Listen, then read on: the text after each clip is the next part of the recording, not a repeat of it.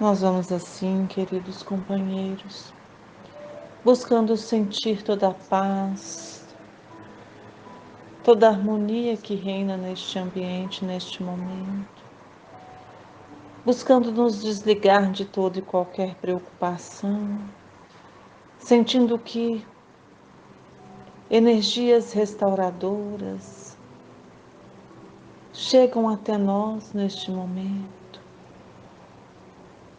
e nós vamos sentindo paz, amparo, fortalecimento. Vamos buscando sentir carinhosamente a presença de nosso anjo da guarda, este companheiro de todas as horas, a quem nós agradecemos por todas as oportunidades, por todo o amparo, por todo o auxílio, por toda a inspiração. Vamos saudando e nos ligando à doce Mãe de Jesus, Maria de Nazaré.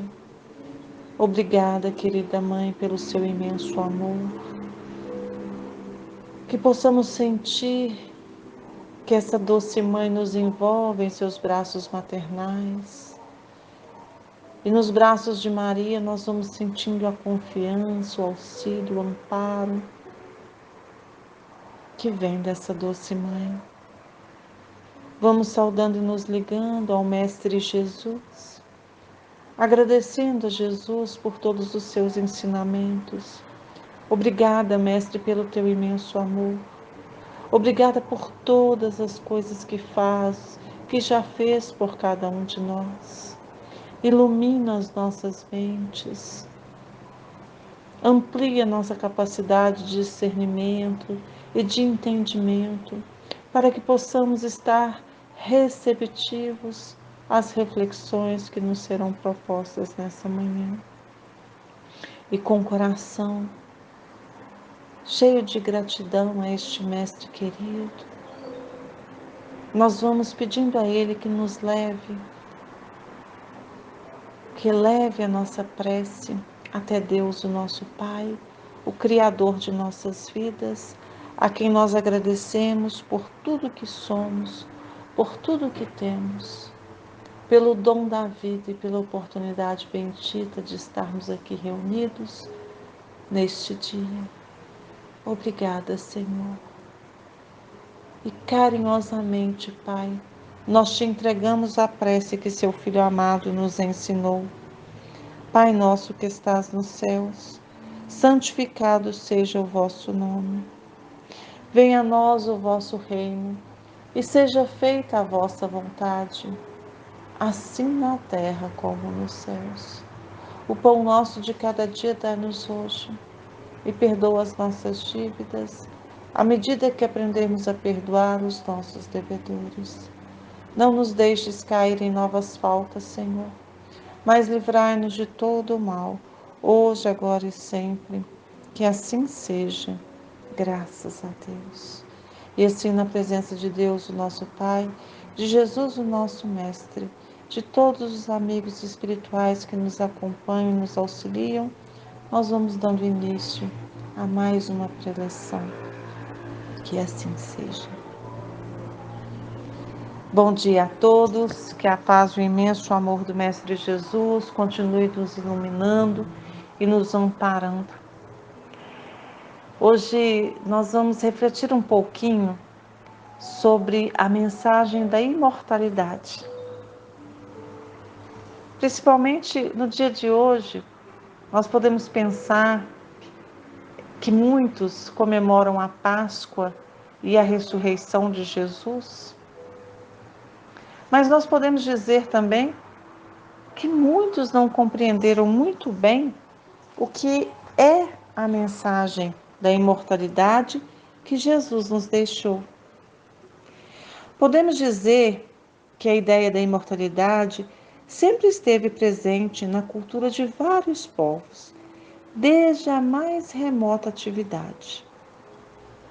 Nós temos relatos escritos de religiões do passado que se referem à ideia da imortalidade desde há mais ou menos 5.000 anos antes de Cristo. Os chineses e os hindus são os povos que possuem tradições mais antigas a respeito da imortalidade. Mas essa ideia da imortalidade nem sempre esteve muito clara. Muitas vezes ela aparecia de forma confusa nos diferentes povos. Os egípcios, por exemplo, eles acreditavam na imortalidade, mas eles pensavam que deveriam colocar objetos, pertences pessoais, inclusive colocar os tesouros dos faraós nas pirâmides, que quando eles morriam, colocar esses tesouros quando eles morriam, porque eles pensavam que quando eles, depois de mortos, eles poderiam usufruir de tudo aquilo que foi colocado ali próximo na outra vida. Também os povos da Grécia acreditavam na ideia da imortalidade, mas de certa forma, a maioria deles ficava apegada àquela questão dos deuses da mitologia grega. E da mesma forma, os hebreus, que foram os antecedentes dos judeus da época de Jesus, em sua maioria, eles acreditavam na imortalidade da alma.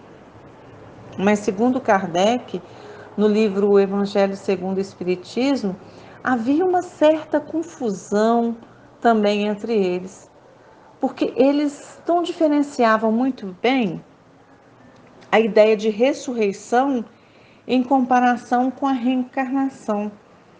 Eles não tinham a clareza de como que o processo se dava. E uma prova disso, de que a alma para eles existia e que ela inclusive existia antes do nascimento e poderia voltar a reencarnar, está expressa na passagem que Nicodemos pergunta a Jesus: como pode um homem velho ser gerado? Porventura pode entrar pela segunda vez no ventre da mãe e ser gerado?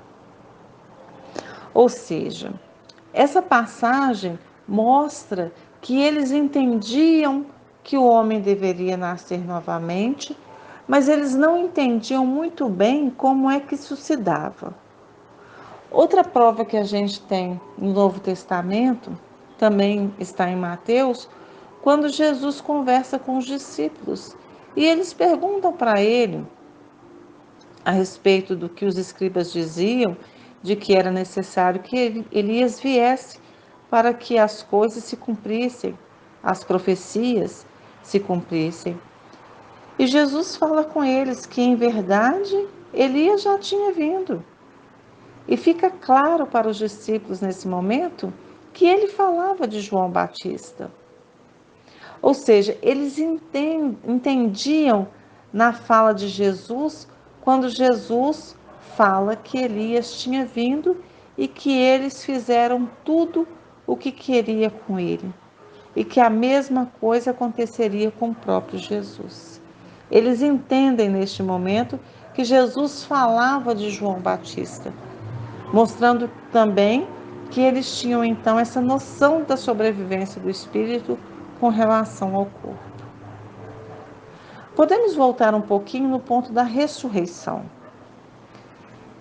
Que a ressurreição, então, sendo a sobrevivência do espírito, acaba chegando num ponto de confusão, porque eles acreditam que seria a volta do espírito para o mesmo corpo, o que é humanamente impossível, uma vez que o corpo morto, esse espírito não vai mais habitar aquele corpo. Então, essa era a dúvida que reinava naquele momento, como se dava aquele processo. O apóstolo Paulo entende bem isso. Inclusive, ele escreve na sua carta aos Coríntios, capítulo 15, ele fala: morre o corpo material, renasce o corpo espiritual, que é o perispírito. O perispírito é um dos corpos que o espírito utiliza e que é mais sutil que o corpo material. Através desse corpo espiritual que Jesus se apresenta aos seus discípulos, através de um processo que a doutrina espírita traz com o nome de materialização. Quanto mais consegue a materialização de um espírito, Quanto mais essa materialização é consolidada e solidificada, torna-se possível até tocar essa materialização, como foi o caso de Jesus. Quando ele aparece para Maria Madalena ou Maria de Magdala, naquele primeiro momento ele ainda não estava completamente materializado. Já quando ele aparece para Tomé e permite que toque as suas chagas, naquele momento ele já estava completamente materializado. Então ele se apresenta aos seus discípulos por várias vezes através desse processo de materialização. Um dos encontros marcantes, a gente poderia trazer vários exemplos, mas vamos lembrar do encontro de Jesus com os dois discípulos que saíram de Jerusalém rumo à aldeia de Emaús. Aqueles discípulos faziam aquele caminho algo que entristecidos e conservavam sobre os últimos acontecimentos uma tristeza, pois fazia 3 dias que Jesus havia sido morto, sido crucificado. E eles ali trocavam as suas impressões. A gente percebe na leitura que está no livro de Lucas, no Novo Testamento, que eles estavam tristes, desanimados, desalentados. E de repente aparece um homem ao lado deles.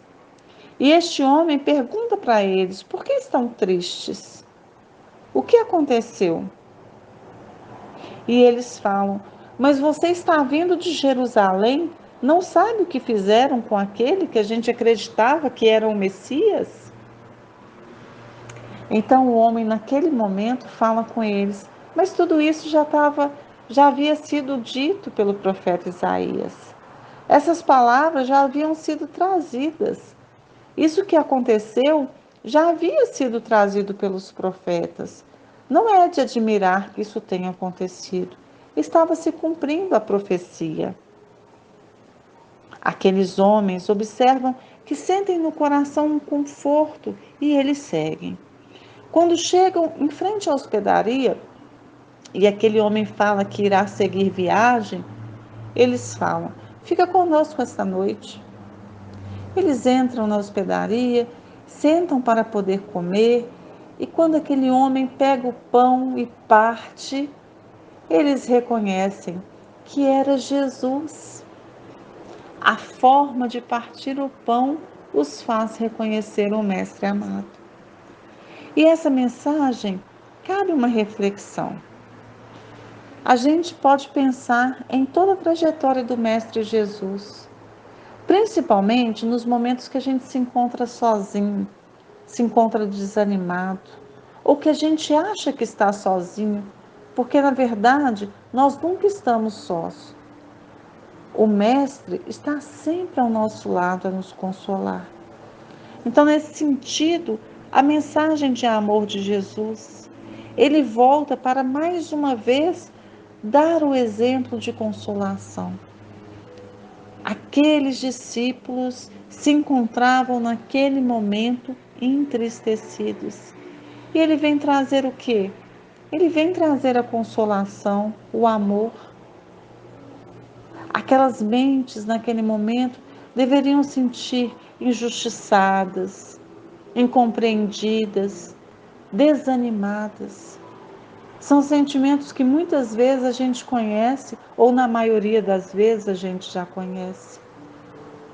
Jesus podia simplesmente ter terminado a missão dele, já tinha falado e muitos já tinham inclusive a ideia da imortalidade, podia ter retornado ao Pai, mas ele retorna para poder consolidar seus ensinamentos, principalmente o ensinamento da imortalidade. E o Espiritismo vem a seu tempo estudar esses fenômenos da imortalidade, ou da prova da imortalidade. Nós temos então William Crookes, que estuda a materialização Então ele faz experiências com alguns espíritos, pega parafina quente e pede que o espírito coloque as suas mãos, seus pés, para que molde ali na parafina. Porque por ser quente, se fosse uma mão humana, se fosse um pé humano, não aguentaria. E mesmo que aguentasse, ao retirar a mão da parafina, aquela parafina se quebraria. Porque na hora que ela esfria, ela fica fina. E quando retira aquilo que foi colocado, ela se quebra. Mas o espírito materializava sua mão na parafina, assim que secava, que esfriava, ele desmaterializava e ficava a marca naquela parafina, o molde, trazendo a prova da imortalidade mais uma vez. E o que isso traz para nós? Traz consolo. Consolo de percebermos que nós somos imortais, que nós temos condições de a cada dia sermos melhores, que a lei de evolução realmente existe e que é preciso trabalhar intimamente no sentido de entender que Deus nos fez para sermos, para chegarmos ao estado de espíritos puros. E que o tempo que iremos gastar para isso pode ser menor ou maior, dependendo do esforço próprio, da vontade de cada um em realizar tal tarefa. Que nós não devemos desanimar, que tudo que deixarmos para depois vai aumentando ainda mais o tempo, o desgaste. Então é preciso aproveitar cada minuto. Nos consola também com relação aos seres que já se foram, aqueles que desceram ao túmulo antes de nós. Tem uma história que Haroldo Dutra, palestrante espírita, conta sobre Chico Xavier. Já idoso, os atendimentos no centro espírita eram limitados, devido à sua idade e condições de saúde. Certa feita, um amigo foi visitá-lo e tomou o último lugar na fila. Chico, quando chegou, passou por ele e lhe disse que precisava conversar com ele. A fila foi andando e, quando estava quase na hora dele entrar, chegou uma senhora atrás dele e disse: "Se eu não conseguir falar com Chico hoje, eu vou me matar." Abriu a bolsa e mostrou o veneno que estava ali e seria utilizado. O homem, algo que preocupado, temeroso, pensa e responde imediatamente: "Pode ficar no meu lugar, pode entrar." E ele ficou por ali, só que quando a pessoa veio para chamar a senhora para dentro, chamou ele também. Então ele entrou e ficou meio que constrangido e observou que a mulher ainda estava no meio do salão, até que Chico Xavier o chamou e ele pensou: nossa, agora ele vai me chamar a atenção. Ele viu que não era para eu ter entrado. Já que eu dei o meu lugar, eu acabei burlando e entrando. E aí ele chega perto de Chico que fala: "Vá lá buscar a senhora, meu filho, para eu conversar com ela." E aquela senhora chega perto de Chico e ele traz uma psicografia do seu filho em 30 páginas. Essa mulher, entre choro e gratidão, ela fala: "Obrigada, porque eu não vou mais fazer o que eu ia fazer antes. Porque eu vejo a veracidade dessa carta, que é realmente do meu filho, provando que a vida continua e que não tenho mais motivo para tirar a minha vida. Meu filho vive e me ama." E assim ela saiu dali. Aquele rapaz que lhe deu o lugar, a levou até a porta e ela, antes de sair, falou com ele: "Eu quero que você seja testemunha que eu estou jogando fora o veneno que eu ia usar para tirar a minha vida." Então, a mensagem da imortalidade é a mensagem consoladora, é a mensagem que traz alento aos nossos corações, é a mensagem que nos faz ter esperança, que nos faz acreditar que podemos sim fazer e sermos melhor ou o melhor de nós mesmos, que não levaremos bagagens materiais, que devemos e podemos lutar por uma vida com as condições que desejamos, boas condições, que deveremos trabalhar para ter aquilo que podemos ter e sermos gratos pelo que temos materialmente. Agradecemos a Deus por cada coisa que temos, mas entendermos que no momento que fechamos os olhos físicos neste plano da vida, o que nós verdadeiramente levamos são as conquistas espirituais, as conquistas morais, valores adquiridos através dos ensinamentos de Jesus. E que encontraremos novamente aqueles que retornaram ao plano espiritual antes de nós.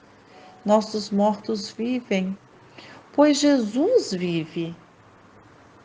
Que nós possamos pegar essa mensagem tão consoladora, levarmos a todos os corações que sofrem, mostrando que Deus, na sua infinita bondade, nos fez imortais e que a cada oportunidade nós vamos evoluindo e sendo melhores. Que Jesus nos abençoe hoje e sempre, que assim seja, graças a Deus.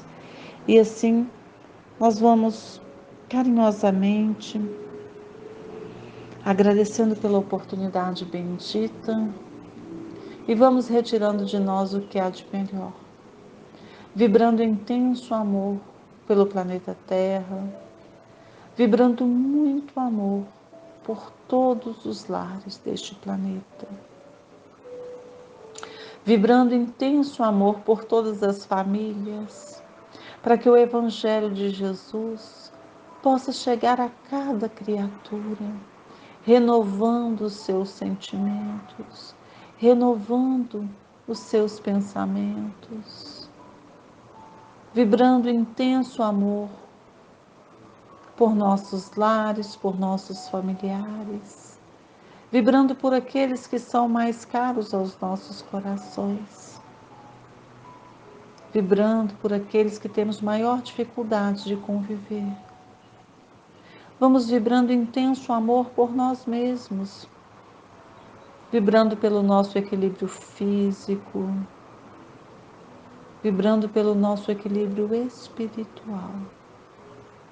E vamos deixando vibrações de amor em aberto, para que os amigos espirituais possam levar onde houver maior necessidade neste momento. E assim nós vamos dando graças a Deus e que assim seja.